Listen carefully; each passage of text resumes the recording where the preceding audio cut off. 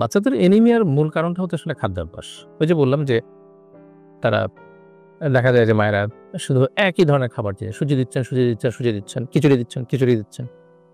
ফলে হচ্ছে কি না খাবারটা ব্যালেন্সড হয় না।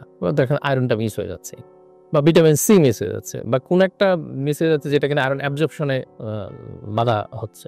বা তা সে প্রপারলি আয়রনটাকে অ্যাবজর্পশন করতে পারছে না। এবং কি আয়রন খেতেও খাওয়াও হচ্ছে না হয়তোবা। তো বাচ্চাদেরকে আয়রন সমৃদ্ধ খাবার বিশেষ করে আপনার মাংস, মাছ, ডিম এগুলো কিন্তু দুধ এগুলো কিন্তু দিতে হবে। আরেকটা কারণ হচ্ছে যে বাচ্চারা একটা তো প্রপারলি খায় না। অনেক সময় দেখা যায় জোর জবরদস্তির কারণে ওদের খাবারের প্রতি একটা ভীতি তৈরি হয় তখন খায় না। সেটা একটা কারণ। বাচ্চাদের পেটে কৃমি হয় এবং এটার জন্য যথাযথ ব্যবস্থা নেওয়া হয় না। এই কৃমিও কিন্তু আপনার বাচ্চাদের রক্ত স্বল্পতার একটি বড় কারণ। এছাড়া কিছু মাইনর কিছু কজ আছে বা কারণ আছে যেটা খুব বেশি কমন না কিন্তু থাকতে পারে। কোনো বাচ্চার পলিপ থাকে, পায়খানা আসছে সেখানে এটা আমাদের বাচ্চাদের দেখা যায় যে ব্লিডিং হচ্ছে অনেক সময় আমরা এটা নোটিস করতে পারি না।